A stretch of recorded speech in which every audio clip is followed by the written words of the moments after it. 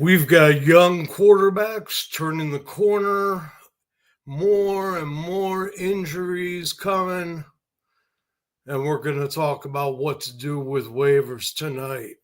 I'm here, I'm solo, and I'm live on Fantasy Whiplash.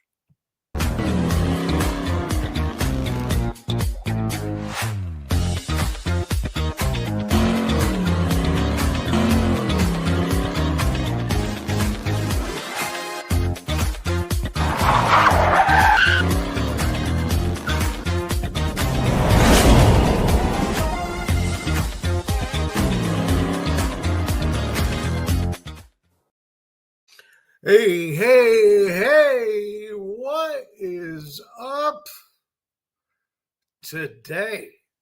I'm here. Get used to it. You'll notice it looks a little bit different here tonight. I am without a co-host this evening. That's right. No Roxanne, no Joe Frick, no Colton. So we're just going to wing it, man. But I figure I'm good enough at talking like crazy, so I think I can fill the time. If anybody's in the chat, please feel free to jump in. If you have questions about waivers, I will get to those later. But for right now, I wanted to, first I'll kick off by reminding you all to do all of the normal YouTube stuff. Please do like the video. Please do subscribe to the channel. And please do look us up anywhere you stream podcasts. It is Fantasy Whiplash, and it is part of the Dynasty Degens network. So that said, we had some guys take a big step forward, either this weekend or over the last, few weeks. The first one I want to mention is Caleb Williams. Obviously, Caleb had his big coming out party last week, 4 touchdowns.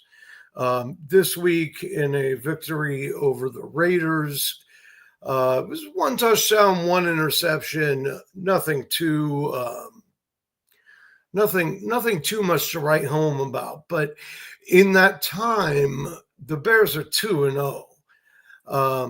And that just tells me that they're going on the right track, and that Ben Johnson is keying in with Caleb. Obviously, he found Burden. Odunze has emerged as very possibly the wide receiver 1 on that team, while DJ Moore kind of figures out what his role is. So Caleb's got 110 yards rushing. He's got a touchdown on the books. He's got 927 yards, 8 touchdowns to 2 interceptions. Now, I will say that the downside here is that he's got a 62% completion percentage, which could stand to be a lot better, but that comes with the territory of young quarterbacks. What's up, Jamie? How are you, man? So, like I said, he's trending in the right direction. I want to see that completion percentage get up towards the 70s, preferably over the 70s.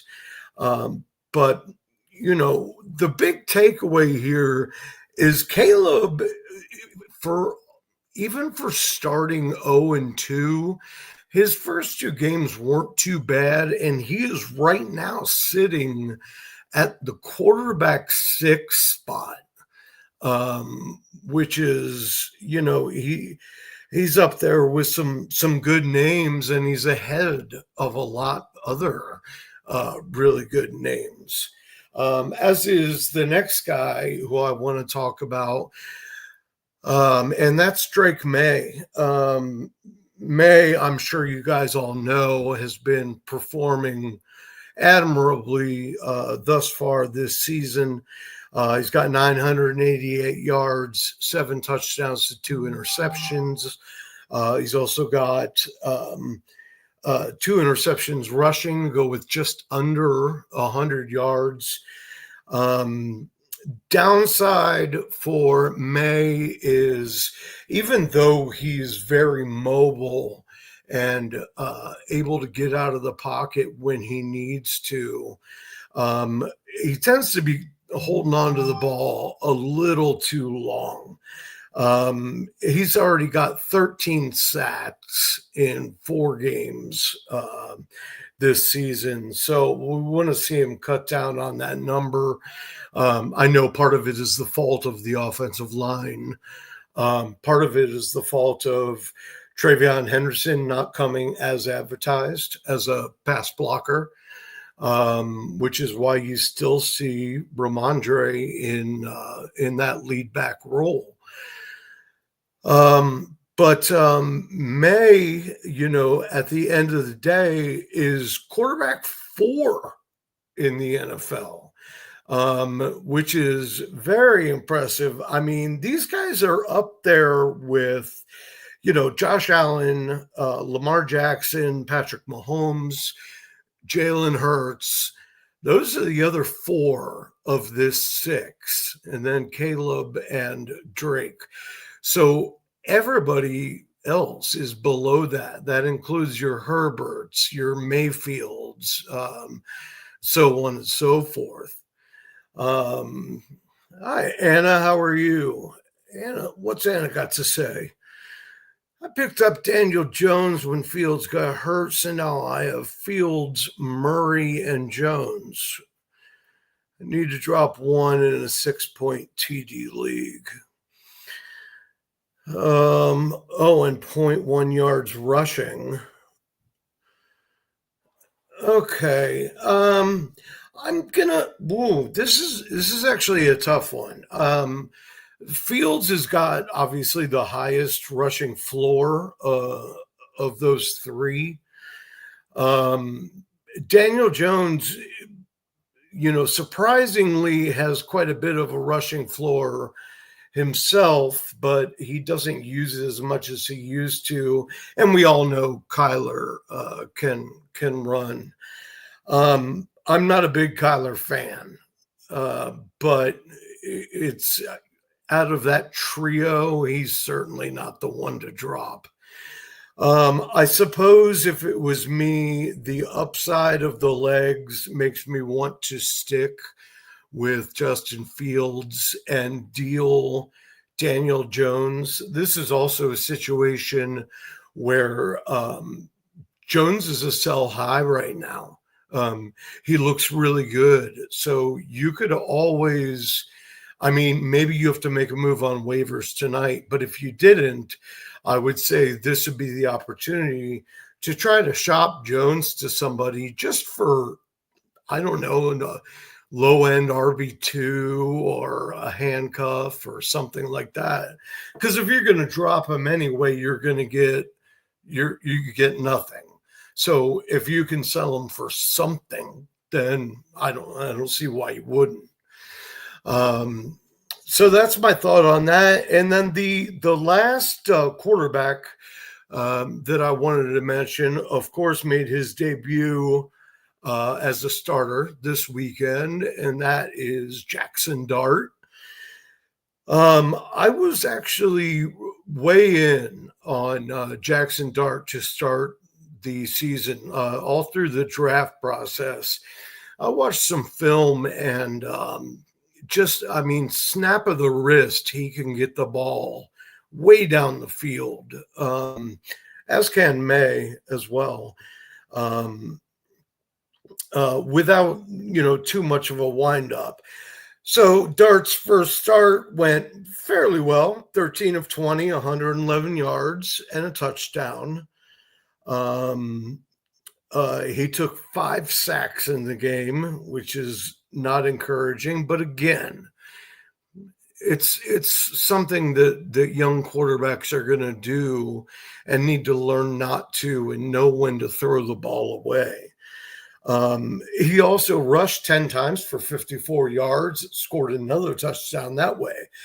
So he's off to a great start. The issue here with Dart is, and I could make a case for adding Caleb and May to rosters, at the very least as a streaming option, even if they're not, your number one. When buys start rolling around, it'll get a little more interesting. But the thing for Dart is he just lost Malik Neighbors for the year, and Malik was pretty much the receiving core in New York. And I've already seen on some of the waiver wires, the really popular guys getting picked up are like Steve Slayton and Wandale Robinson, and neither of them inspire much confidence in me. I think it's going to be a dink and dunk type of game. I think the Giants are going to be one of those that finds a new guy kind of each week. You know what I mean? Somebody's a surprise, or maybe Johnson, a tight end, pops up to life. But I don't think I can waste a roster spot on either of those two guys.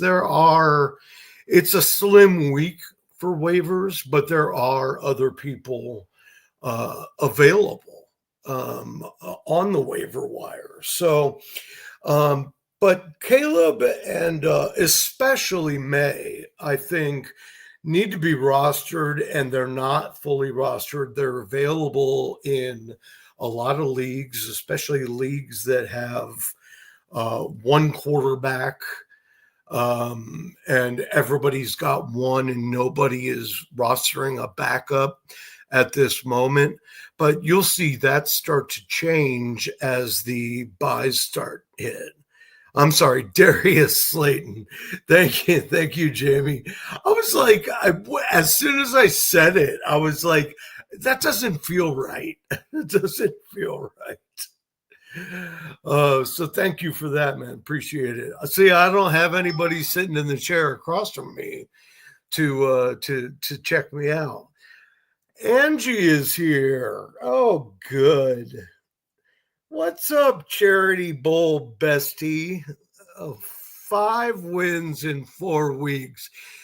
Angie Hatfield, aka One Gridiron Goddess, is my fantasy kryptonite. She beats me. I mean, it doesn't matter if it's managed leagues or free leagues or best ball or whatever. She's just beating the pants off me week in and week out. And I don't appreciate it, Angela. I don't appreciate it one bit.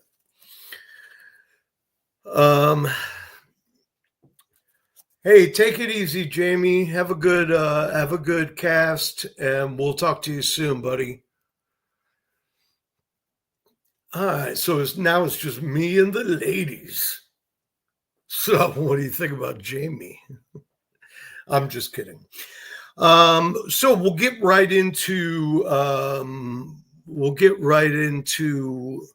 some injury stuff. A little less this week than we had last week.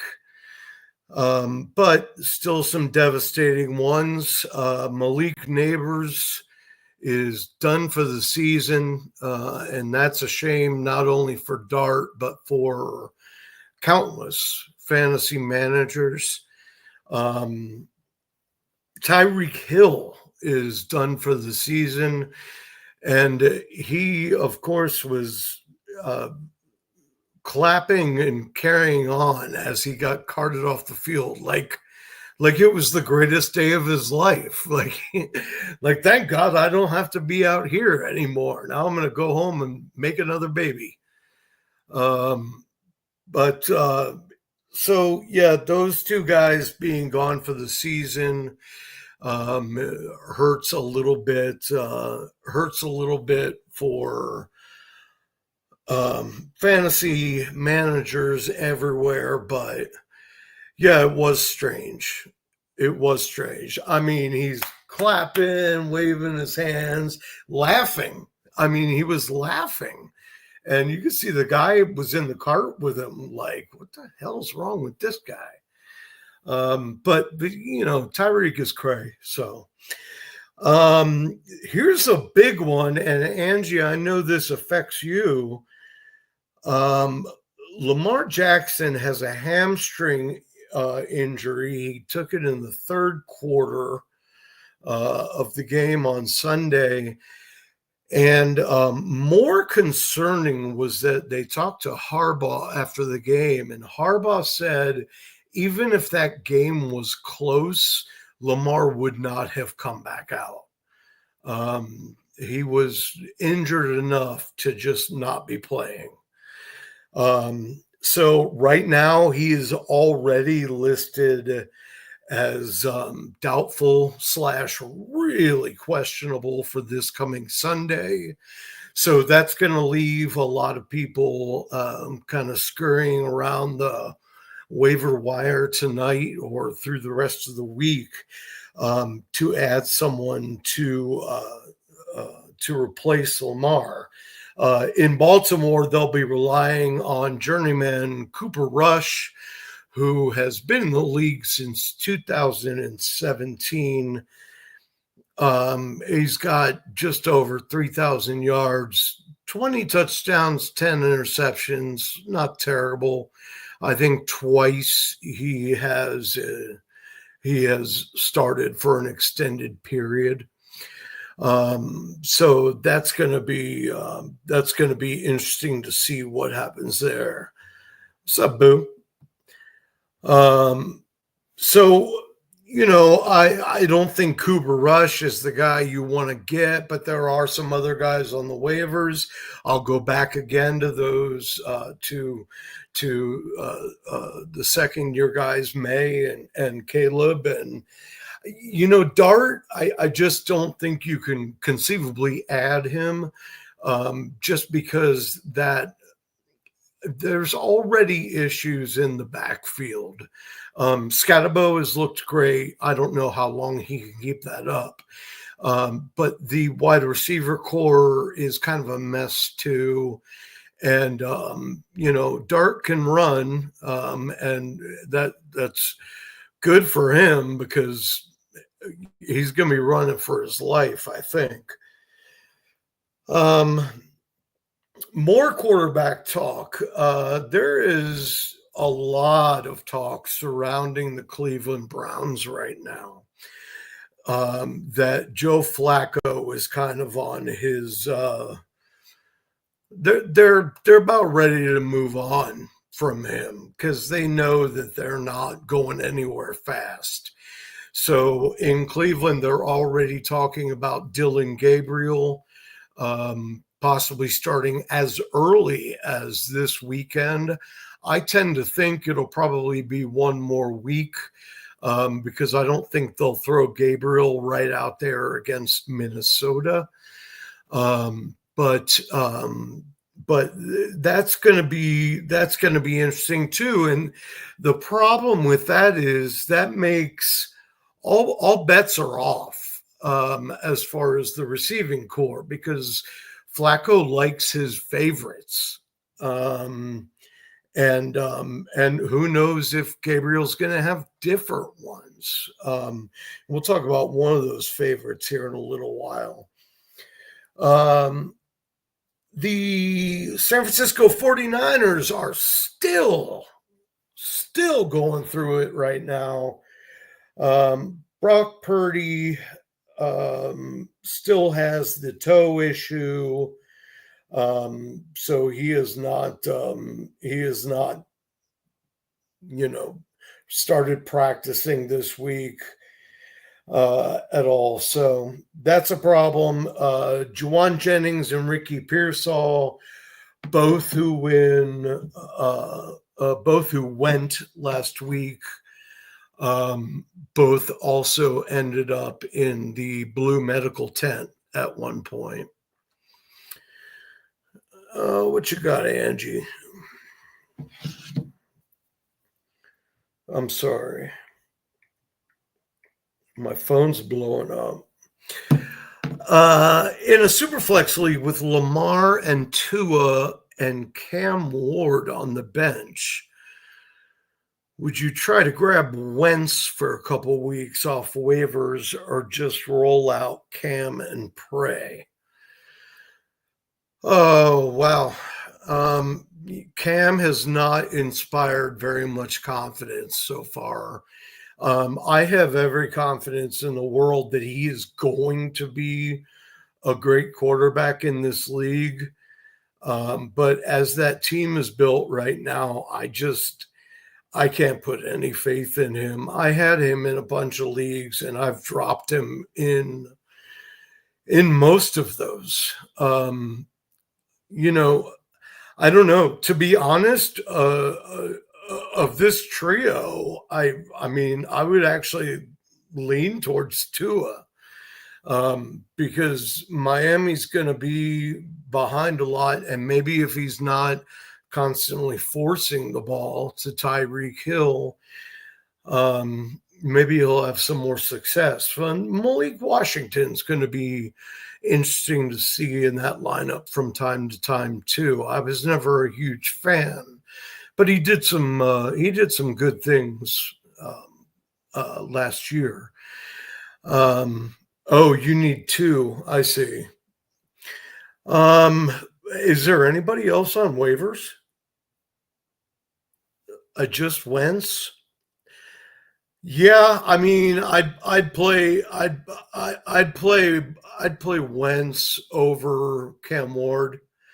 If for no other reason than the fact that, I mean, he's got a stacked pass catching core. You know what I mean? You've got only Cooper Rush. Yeah. At least with Wentz, you've got Addison, you've got Jefferson, you've got Hawkinson. Mason can catch balls out of the backfield, although he's not great at it. So I would err on the side of weaponry. Wentz has better weapons at his disposal. And I know he didn't look very good this weekend, but he can at the very least be a game manager, and he's not going to lose you any games. And I'm afraid that's what Ward is going to do. I mean, Ward's already had, I think, 2 games where he didn't even get over 100 yards.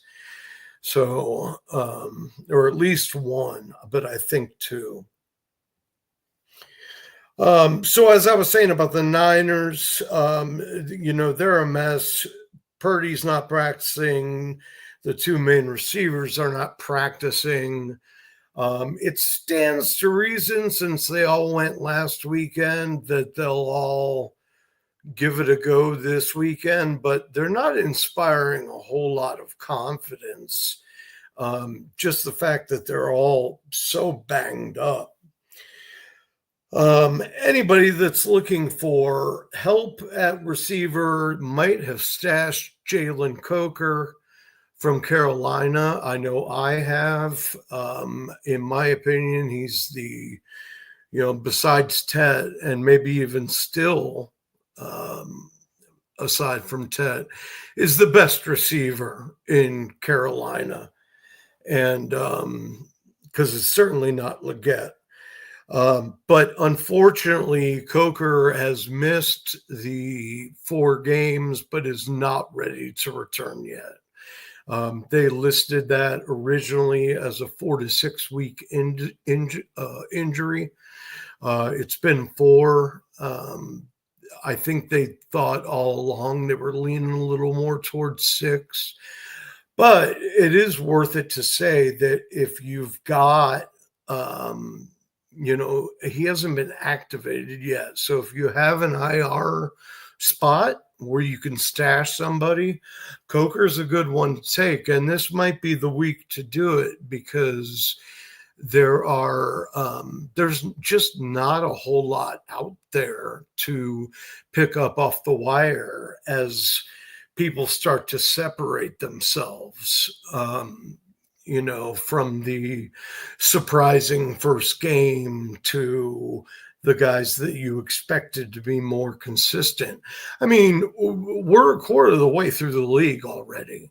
So, for someone that preaches patience about their teams and who they drafted, this is the point where I usually start having to make some tough decisions, and there's people out there that are going to have to make decisions on guys like AJ Brown. Are you going to move him? Are you taking him out of the start your stud conversation? That's just the reality of the situation, is that he's turning into a boom or bust. And that's not how you win fantasy football games. That's how you win best ball football games. So Coker still got a week or two to come back. Jordan Addison made his return from suspension, just jumped right in, went for 114 yards. Unfortunately, he's 82% rostered, but if there's an off chance he's available in your league, he is a must pick up. I'll tell you what, we'll go through a few more of these waiver wire guys. I've got probably 6 or 7 that I want to get to, and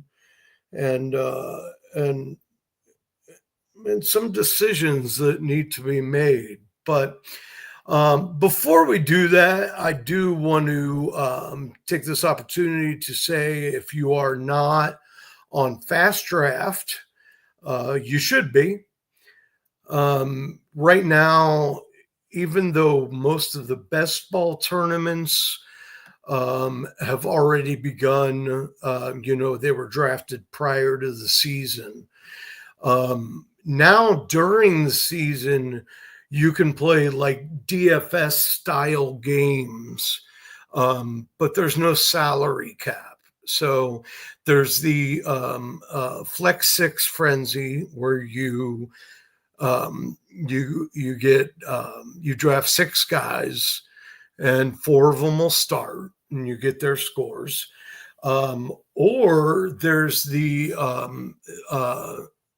Super Slam, which is also 6 players. You just sit there and pick. It's not a draft. You just pick out who you want, like you would in DraftKings or Underdog or any of that stuff. No salaries. You pick anybody you want. No quarterbacks, no defense, no kicker. It's just running back, wide out, tight end. And stick some of those guys in the lineup. It pays out every week. There's already people making money off of that. And of course, at Player Profiler, we do not do a rake on any of that. So let me let the Podfather tell you about the Flex 6 Frenzy real quick. I know your sad draft season is over, but just because the NFL season starts doesn't mean the drafting stops, because Fast Draft has the Flex 6 Frenzy. You're drafting 6 guys for the Sunday slate against 9 other competitors. It's fast, it's furious, it's fun, and as with everything on Fast Draft, there are no salaries. Woo! So go to draftfaster.com, get the app, use your host promo code for a $50 deposit match. Now let's go start drafting faster.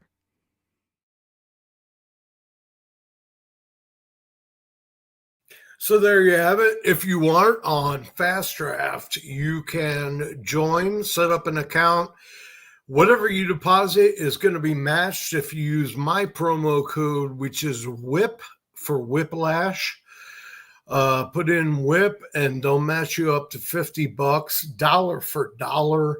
And you know, the games are not expensive on Fast Draft. So look at it this way, you're getting a bunch of games for free. So that said, let's get through some more of these waivers. A couple people I want to mention, and I'm going to kind of speed through it, but if anybody has any questions, they can feel free to drop them. The big waiver wire target this week is going to be Woody Marks, the running back for Houston. He's not going to be a waiver wire target for me because I drafted him in just about every league I'm in. But already this week, he's been getting more and more carries each week. And this week, Nick Chubb had the lowest percentage of snaps he's had, which is down to 42. Woody Marks was in for over 50% of the snaps. He's a dynamic playmaker. He's great catching the ball. And he's one that you're probably going to have to bet the farm on if you're in a league with a free agent budget or an allocation. Because he's going to go fast. But just this weekend, he had 69 yards rushing and a touchdown. He had 4 catches for 50 yards and a second touchdown. It looks like he's going to be the most reliable person out of the backfield there. And I'm pretty sure we can all safely say that Joe Mixon isn't coming back. We would have heard something by now. So Chubb will probably still be a risk to steal some goal line carries. But overall, Woody Marks, I think, should be the one that gets the majority of the snaps out of the backfield, especially if Houston keeps playing from behind and having to throw the ball. So Woody Marks is top of the list. You know who else is on top of the list? I mentioned earlier that Wan'Dale Robinson and Darius Slayton are both up there for the Giants. I guess you can make an argument that somebody has to get the ball, but I'd rather not. I don't want either one of those guys. I would rather somebody else took them if I'm in a waiver priority order. I'd rather somebody else took them and let me grab the next guy, somebody that I actually want. Speaking of which, I've got 3 running backs, all of whom are increasing their roles and their number of touches each week. I think everybody knows that Justice Hill for the Ravens blew up the other day. He had 76 yards and a touchdown, 5 catches for 41 yards, and a second touchdown. He was somewhere around 23 or 24 points in the game. And, you know, he's getting touches. You know, he had well over 10 touches in that game, and he's not in danger of taking any of Henry's thunder, especially if Lamar's out for any period of time. Henry will be the guy, but Justice Hill is probably worth having on the bench. And even though he does the majority of his damage in garbage time, whether it's garbage time because they're winning or garbage time because they're losing, they still want to manage Henry's touches, and take him out if he doesn't need to be out there, if they're up 31-7 or if they're down 31-7. Henry doesn't need to be there. So Justice Hill, and we've seen Keaton Mitchell's nowhere to be found. I mean, none of the other guys are. It's pretty much just the Henry and Hill show. So Rachaad White is an interesting stash if you've got room, just as a handcuff.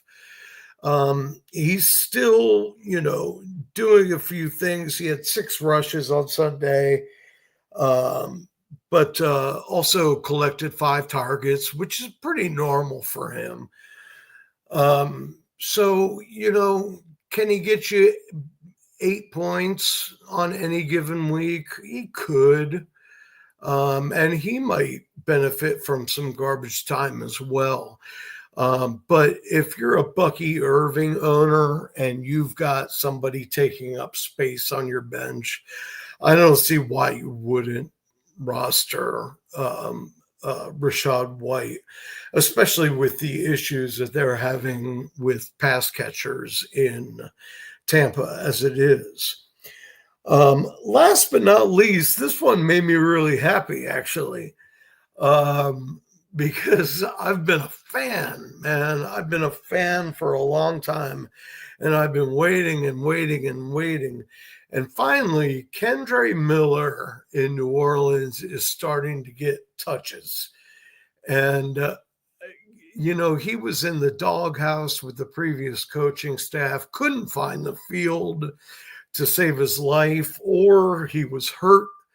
And so, then you turn around and this past Sunday, he's gotten a couple more each week. But this past Sunday, he rushed 11 times for 65 yards and scored a touchdown. That's over 12 points. Now, he's not going to take Kamara's job. But here's the really interesting thing. We have heard over and over and over again that teams should be looking into trading for Kamara. And the New Orleans Saints, honestly, should be looking to get something for Kamara.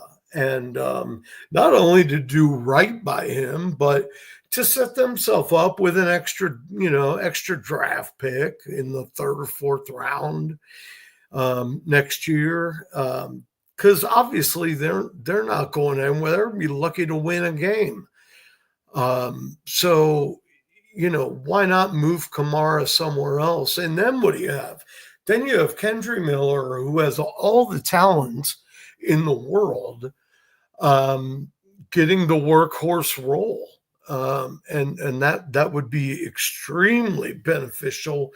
That could be somebody that ends up being a league winner at the end of the season. I mentioned Malik Washington in Miami. I have never been a fan, but he did have a couple boom situations in 2024. And I'm racking my brain trying to figure out who is going to take the place of Tyreek Hill. And there seems to be a lack of a consensus in that regard. But Malik he's been handed the ball on running plays. He's run deep go routes. He's run crossing routes.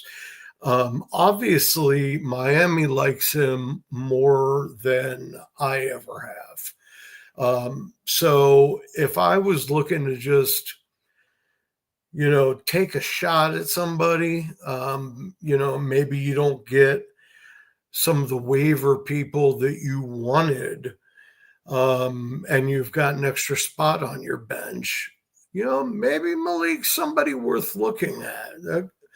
could be really interesting down there. And Tua is not dead yet. I mean, I know we're all digging his grave, but he hasn't gotten in yet.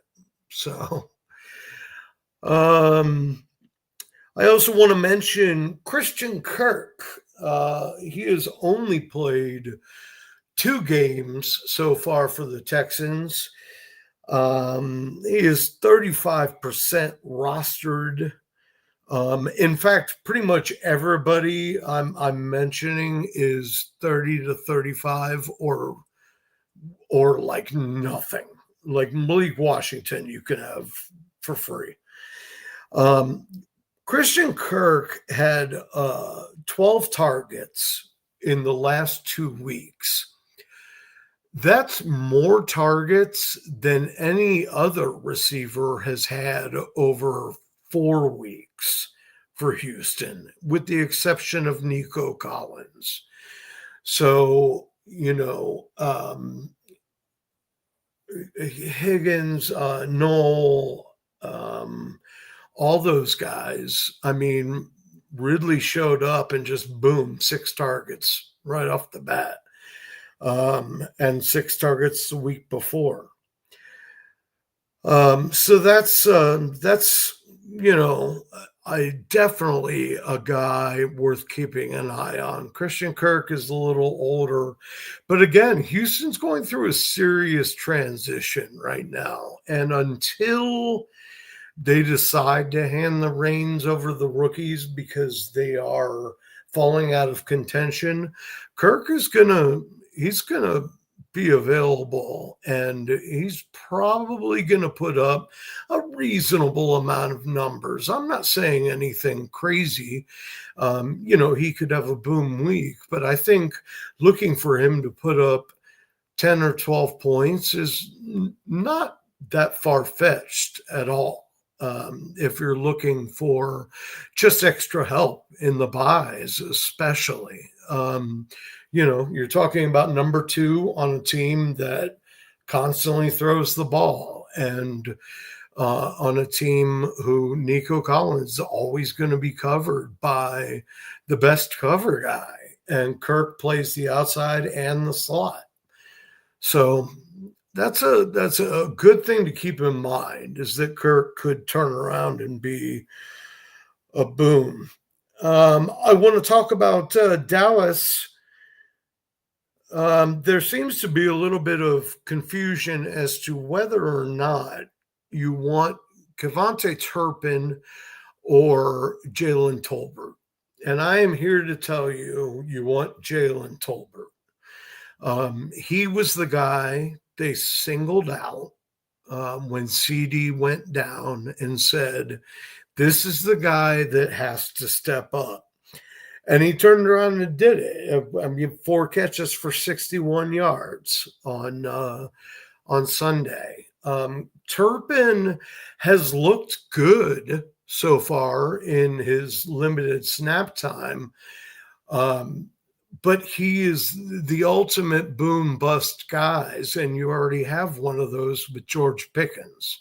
So I don't expect, occasionally you're going to look at a box score and say, oh my God, I wish I had Kevontae Turpin. But then look at the next 3 box scores and you're going to see why you don't. Jalen Tolbert, probably 10 points a week as long as Dak keeps throwing the ball the way he is. And if you need to make a move for a running back right now, I really think you could get a pretty good deal on Javonte Williams, because he wasn't drafted as anybody's star, so there's probably guys that have a Derrick Henry, a Saquon Barkley, someone like that. And then Javonte Williams just chilling on their bench. So, offer up a little something and see if you can get a hold of him, because he's an accomplished pass catcher and they're just going to keep throwing the ball out of the backfield too, in addition to Pickens and Turpin on occasion, and Jalen Tolbert. So I said I would mention what could happen with um, the wideout situation in Cleveland. It's really interesting because Flacco tends to always find his favorite guys. We saw it with Njoku 2 years ago when they just went off together.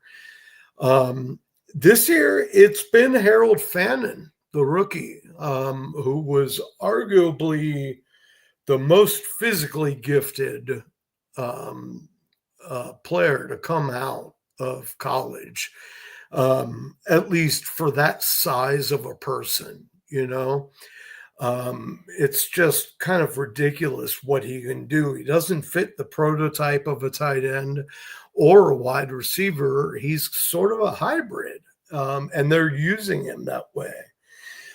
Fannin has not had less than 4 targets yet in a game this season. He is only 35% rostered still. I believe he had 6 targets on Sunday, although the majority were short yardage, so he didn't rack up the fantasy points. But I think that was an anomaly. I think you'll see him more often than not be getting involved, which he and this next guy are they're a downside for Cedric Tillman, who has played so well ever since Jerry Jeudy left town for Buffalo. Or Amari Cooper, excuse me, left for Jerry Jeudy's still there. But Tillman's played so well, he's outplayed Jeudy ever since Amari Cooper left. But it's getting a little crowded for him. And if you're a big Tillman backer, that could be a problem. If Fannin keeps seeing this level, and on top of that, we have to talk about Isaiah Bond. Started the season, didn't get drafted, had a domestic violence case. The charges were dropped. Yeah, I agree. Angie.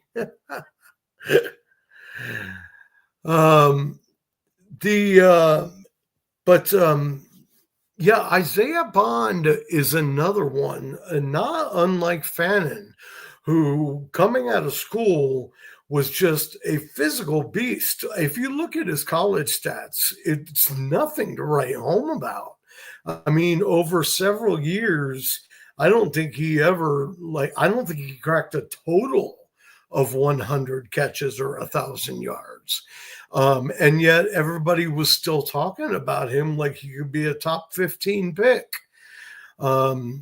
So, the Browns, I guess, they kind of stole him. They just, as soon as the charges were dropped, they said, come over here.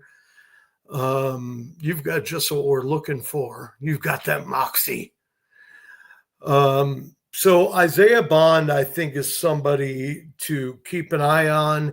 He had 6 targets on Sunday.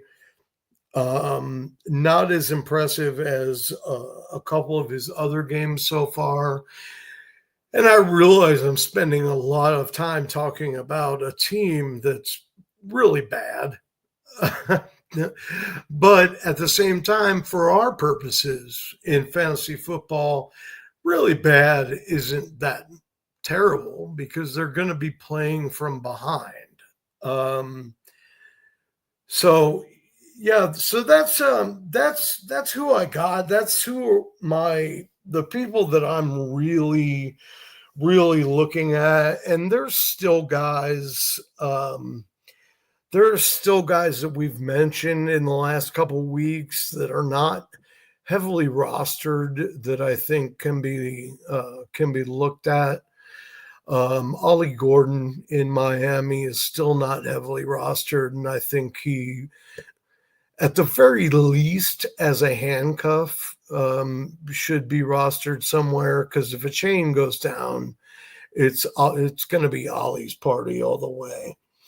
But I like Kendra Miller, and I like Justice Hill. I actually like Blake Corum. Blake Corum has been getting more carries every week. Obviously, it's still Kyron Williams' show.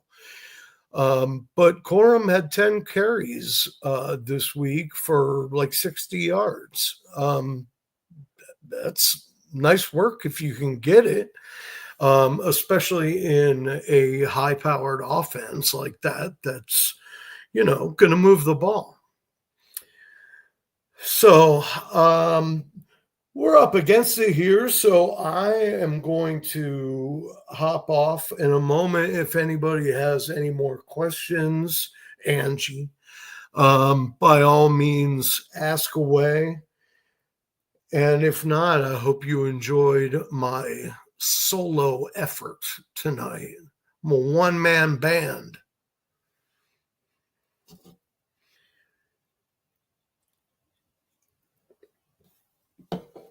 All right, that's it.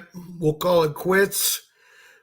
Thanks for coming to Fantasy Whiplash. I will be back next week with my co-host. I believe it will be Roxanne joining me next week, and we will do this all again. We're going to talk waivers. We're going to talk injuries. This should be your last stop shop before you go and get on the waiver wire and start making your claims. You want to be here for it. Listen to our recommendations. Take it easy. Signing off. Good night, Amber.